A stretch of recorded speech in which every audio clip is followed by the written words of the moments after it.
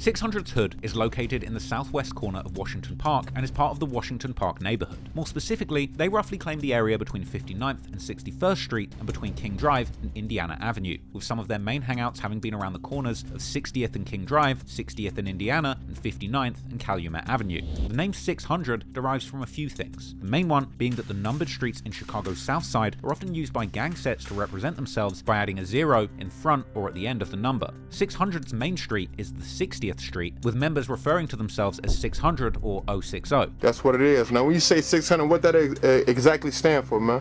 600, like, you know what I'm saying? The 600 is the block I'm from, you know? You know what I'm saying? 60th, man, 060, 600, rearrange, you know what I'm saying? 600, man, you know, it's just 600, 600. However, the name can also be seen to have other associations. Who decided, like, all right, we're gonna call it 600? So I ain't even gonna be fake. And how I know it, bro, like, the day that I seen E-Day first said the word 600 out his mouth, folks in the Rondo, the whole sick folk, Mimo, I think Mimo was with them. Yeah, it was bro, they was coming from Prairie, and it looked like it was about 100 of they little ass, bro, on folks and them. So we like, who the that? Then I started seeing faces of the big guys, like Mimo age. So that's for that. He didn't get that. Yeah, that's less 600. We 600 deep. Whoa. It's also worth mentioning that 600 has a close relationship with the Lamron set from Inglewood, which is about 1.5 miles southwest from their block. Lamron are best known for the famous rappers that hail from there, Lil Durk and Lil Reese. And Lamron is actually known to rep the number 300, with 3 being a significant number for Black disciples, which both Lamron and 600 primarily are. The name 600 is quite literally 300 twice, as Chief Keef would rap in his 2013 song Nice, where he claimed affiliation with both Lamron and 600. That's also how 600 rapper E-Day would rep his hood in the infamous drill classic War. But before fans of drill music came to know 600 in the early 2010s, that neighborhood and the gang set that ran those streets was commonly known as Brick City, with the name actually being inspired by the brick paved alleyways that can be seen in the area. The bricks is the 59, you know what I'm saying? So it's like Brick City, if you came in our hood, it's like the alley is like bricks, like real bricks, not even like cement, bricks in our alley. So like, Funny was on some Brick City, and we was like the younger version of Brick City. The back of our eyes, so you know how the old town roads used to be, bricks. Pavements. They they just changed it literally like a few months ago, bro. Our whole alley from 59th all the way to 58th was like that still, you know what I'm saying? Yeah. So that's how they Brick City type. And then we got to give a props to our females started our for real. They used to walk block to block and beat the out of people, beat up and everything. Brick City, and now it's coming looking for us, and we don't even know what's going on. Like that's really start cracking in our. Then it was going on with us fighting. But yeah, we was Brick City, bro. Now, the members of Brick City were a mixture of GDs and BDs, which was somewhat common for sets during the years following the demolition of the large project buildings that forced many gang members to move to new neighborhoods, which would place BDs and GDs side by side in the same streets. Was Brick City originally GDs? Originally GDs? It's a lot of the older guys who was GDs. I'll say that, because now you can't say that, because a lot of them come from 59, come from the 6217 building, Calumet, you know, from the projects, and that was a BD building. So it was mixed. It's like our neighborhood though. It's like one of the only neighborhoods in our area that's got more than one gang. Where I come from is GDs and BDs. We might got some stones over here. Apparently the members of Brick City would often go and hang around the 61st Street, where their hood borders with the hood of another set called Front Street, which at the time was actually known as Dipset, taking its name from the legendary 2000s rap group from New York called Dipset or the Diplomats. Back then, before all this 600 got made, it was just everybody hanging on Front Street for real, like what used to be called Dipset. It was all us running through that, and then we all made our own ways to hoods that's right next to each other. Front Street, aka Dipset, is perhaps best known for the drill legend Fredo Santana, who was also a close associate of 600. Where's TV, man? This Dipset, 61st and Chicago. You know, overseas one Dipset. You know, we out here. The original Santana from Chicago, you feel me? Yeah. In fact, Fredo Santana's artist name was also inspired by the rapper Joel Santana from Dipset, who also inspired Fredo's habit of rocking bandanas, with him sometimes even being referred to by the nickname of Bandana. Now, Brick City and later 600 was also seemingly close with the nearby Black Disciple gang set O Block from the nearby Parkway Gardens projects, which is less than a mile from 600's hood. Now, court documents from the murder trial of FBG Duck would actually reveal that the affiliation between O-Block and Brick City, or 600 as it was somewhat prematurely labeled in court documents, might actually go back as far as 2007. At the time, O-Block was still known as Wick City, WIC meaning wild, insane, and crazy, with the letter I multiplied 3 times to highlight their identity as Black Disciples. Now, this old poster from around 2011 would actually showcase the alliance between Brick City and Wick City, with it including many names of Brick City members who would later form 600. This includes guys like E-Day, C-Day, Domo, Lil Boo, Booker, Inky D, Manny, Davon, who would later become known as D-Thang, as well as Stello and Young F, aka Young Famous. The poster also mentions Keef, as in Chief Keef, who was indeed seemingly close with Brick City members even before 600 was formed. And this can even be heard in his 2010 song, My Partner Dem, where a young Chief Keef actually shouts out numerous sets that he was affiliated with, including Brick City. In an old video, Chief Keef can even be seen filming himself while walking in the streets with Brick City members rolling through their hood. Now, this poster also mentions a group called the Bezel Boys. This was a rap crew from Brick City who were actually the precursors to the numerous rappers that 600 would eventually produce, with this group being made up of Young Famous, Huncho Hudo, and Chief Rio, who would all later go on to rep 600. Now, unfortunately, most of their old songs and music videos have seemingly been scraped from the internet, except some of their really early collaborations with Chief Keef. But even before the Bezel Boys were seemingly officially formed, they and other Brick City members were already repping their set in songs, like in this 2009 Soulja Boy's Turn My Swag On remix by Young Famous, Huncho Hudo, and E-Day. But Brick City seemingly also had many enemies. In fact, before Lil Durk and Lamron would become close with members from 600, Lamron was seemingly having a beef with Brick City, as Lil Durk would diss them on his 2009 song R.I.P. Mo. In another example of Brick City's beefs, at the beginning of one of the early music videos of rapper FBG Duck, who rep the set STL, and are allied with another crew called EBT, with their combined name STL-EBT standing for St. Lawrence and Eberhard Avenues that run along 63rd near O-Block. On this song, Duck and his friends can be heard dissing Brick City whilst repping another set from the area called MOB, who have had a long-standing beef with Brick City and later on 600. Shout out MOB, man. What photo, man? What number, man? You already know, man. We in this man. They drilling you. Brick City, man. That's how I'm gonna start G. Look back. Bricks, man. City. Shout out MOB. Shout out crazy, man. Shout out to man. Also in 2011, a classic piece of drill culture was recorded when members of STL-EBT, together with members of other sets like Jaro City, another nearby gang who have also had a long-standing beef with Brick City and 600, would film themselves mobbing through the neighborhood. There we go. We out here, man. We out here, Stu. Huh? L's up, man. We die here, man. We die wild. We do all that, man. Big L's. Big L's, like the rock, what it do, Stu? You already know what the it is, man. We out here. Pulling them out here, man. Hey, DJ! During this video, they would actually spot a cop car, and the person filming would shout out the Chicago PD for killing Chief Keef. Shout out CPD, man. They killed Chief Keef. Because this vlog was actually filmed at a time when a rumor was going around that Chief Keef had actually been killed in an armed altercation with the police, with that rumor actually inspiring his later mixtape title, Back from the Dead. Later in this video, the gang would actually run into another police patrol who actually diss their ops over the megaphone, shouting F Brick City, which causes the young gang members to go crazy. CPDK, man.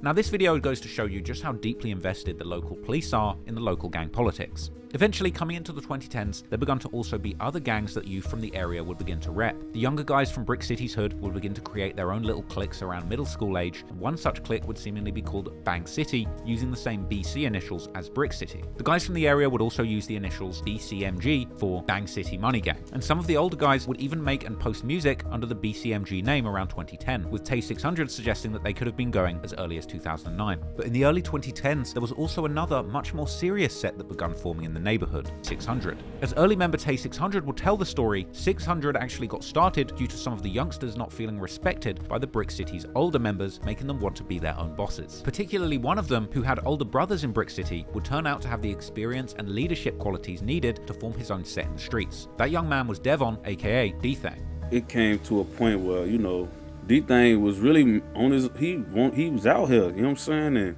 he really couldn't be Brick City like his big brothers really was, you know what I'm saying? Because he really was young, you know what I'm saying? Like, folks getting that, man. He out here, you know what I'm saying? He like, all right, okay. Folks really came out and started trying to put his own shit together, folks. D-Thang used to be a who, like I said, he led by example. Like, that's what I fell in love with about D-Thang, man. I feel like he was never a who would steer his in the wrong way. He'd never, like, try to tell you to do nothing that he wouldn't do type shit. Like, and that's some shit that everybody was able to get behind, or just I feel like everybody was able to get behind, but that really resonated with me. D-Thang was like a triple threat, man. Like, anything he put his mind to, you know what I'm saying, like anything he tried to put his mind to, he was good at. Hooping, football, getting big, shooting at ops. Like, it's just anything he wanted to do, man. Like, anything Shorty wanted to do, he was doing it at the best that could be done on Fulham, like, at the highest level.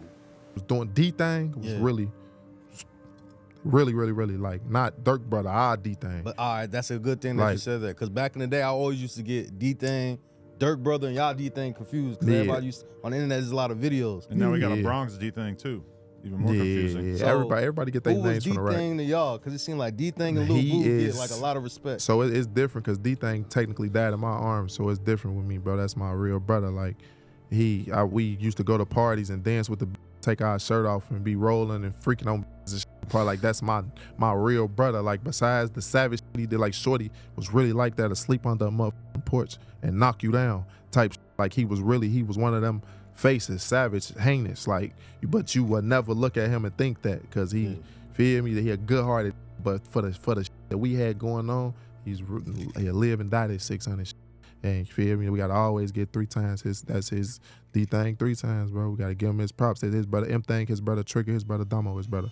D-Thang, together with his right-hand man Little Boo, would begin recruiting other guys from their hood, with some of the earliest members of 600, including guys like Manny, Inky D, Lil Boo, D-Thang, C-Day, AK, Kuda, and Booker, who many fans of Lil Durk now know for signing with his OTF label, with more early members including older guys like Trigger, M-Thang, and Domo, who were all actual blood brothers of D-Thang. There was also Baldy, allegedly an original member of Dipset or Front Street, as well as Shaq, Shark on Land, and of course the Bezel Boys, Young Famous, Huncho Hudo, and Rio, the latter of whom also reps the Squirt Town set, as well as Rio's brother Jizzle, although Jizzle is often considered to simply be an affiliate, with his original set being Squirt Town. Then there were younger guys such as Boss Moo, who is also a brother of Inky D and Manny, and would later become associated with Chief Keef's Glow Gang crew. There's also Lil D, another younger member. Then there's Dro Philly, Trix, Face, Waldo, Lil Steve, and Porky, who was often considered to be the youngest member of 600. 600 also had notorious shooters like McAdoo, aka Macaduya, 60, and Just Blow, who's another 600 member who would later become heavily associated with Lil Durk and OTF, although his input as a rapper was largely inconsistent. There's also Blasters,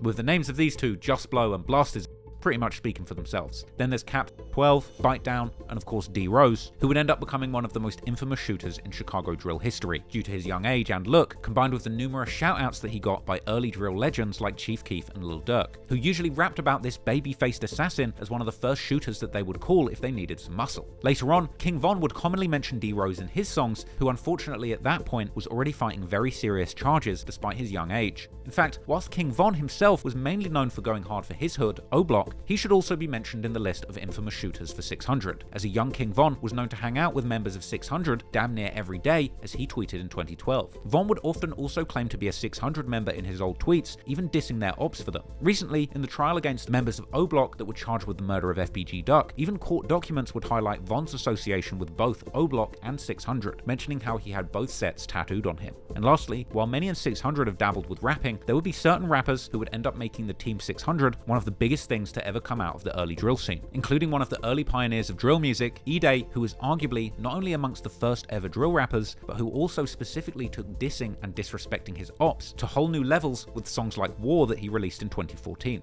This would likely inspire Chief Keef to drop a song with the exact same name only a few days later, equipped with equally disrespectful lyrics. Then there's also S-Dot, who was one of the first rappers out of 600, as well as Mimo 600, who is the big brother of Lil Steve, and who has also been associated in the past with Lil Durk's OTF label. Mimo Nemo began rapping somewhat later than many of the other members from 600, but he has since created considerable fame through both rapping and his social media antics. Then you've got people like 600 Breezy, who would end up getting the rap game's most valuable co-sign in 2015 when Drake would suddenly follow him on Instagram, leading to the two working together on several occasions. What's the deal with you and Drake?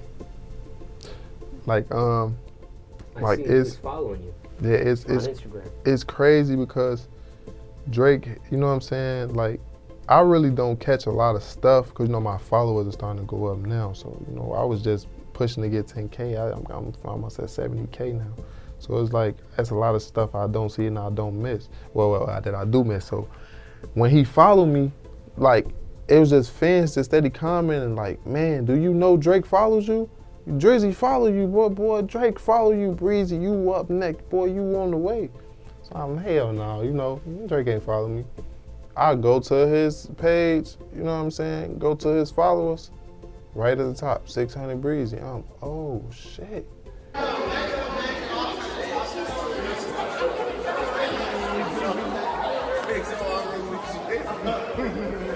Last but certainly not least, there are the young'uns, who together would arguably go the hardest to rep Team 600, both in the booth and in the streets. This includes Tay 600, who nowadays goes by Tay Capone, as well as C-Day, who's just as well known for being a rapper as well as being a shooter in the streets, and that also goes for Rondo Number 9, as well as LA Capone, who was commonly seen as one of the most charismatic and promising talents to ever rise from the Chicago drill scene. Lastly, as an honorable mention, it's hard to talk about the rappers repping 600 without mentioning perhaps the most important person in the history of drill music, Chief Keef. While Keef has been more closely associated with O Block, where his mother lived, and Front Street, where his grandmother lived, he was also known to often move around Lamron and 600 and would heavily rep all of these hoods in his early music. Chief Keef would also be rapping in one of 600's very first music videos with E-Day and S-Dot, their April 2011 remix of Ace Hood's Hustle Hard, where Keef can actually be seen standing right next to the founder of 600, D-Thang. Not only was this one of the first music videos of 600, but because of the many tragic events that would begin transpiring soon after, it's also one of the very few music videos where most of the 600 members can actually be seen together.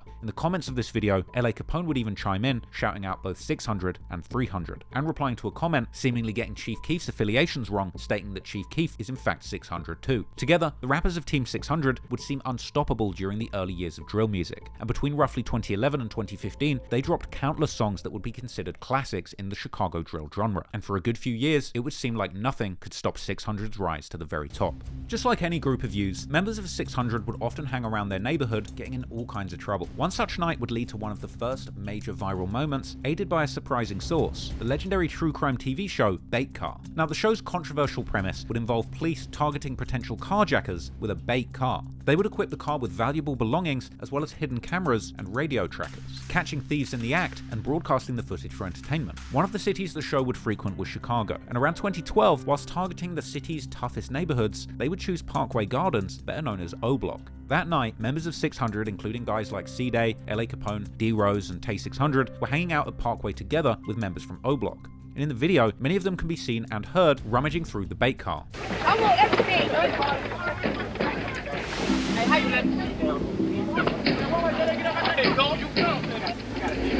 Tell them to come in. Okay, back here. LA Capone would even tweet about their involvement after seeing a YouTube clip of the show saying how robbery-thirsty C-Day and D-Rose were, whilst Tay 600 would years later reminisce about the night that they were on Bait Car on his YouTube channel, saying how they were aware of the TV show but they were skeptical about the car since the start. And that would apparently end up saving them all that night from going to jail. You know me, I always been skeptical, like I ain't gonna lie. I was never gonna run up to that car. And I think I ended up going to the car like right before we all was like done rambling through it. Because after a while we was rambling through the car for, and then the police came. That's why if you pay attention, nobody went to jail for our bait car because we was too skeptical. It was like even for them that went to the car and was rambling, they never let the doors close. They never pulled off with the car with the door closed. It was like for them all our antennas was up. It was like it was too sweet for folks in them not to go rambling through the car, but it was also so weird how it happened. This was not like, it was something fishy about it. For them one, that's why nobody went to jail. The police had to realize, like, smack the back of Dulles, and everybody that was in the car just got out the car and ran. For nobody never went to jail that was in the back. The show would also provide one of the first windows to the street slang of Chicago, which would later become a mainstream phenomenon. But at the time, much of the showmakers were clearly unfamiliar with sayings such as on BD. Momo on 4E, he was with me. Oh, BD. Oh, they rap one on BD.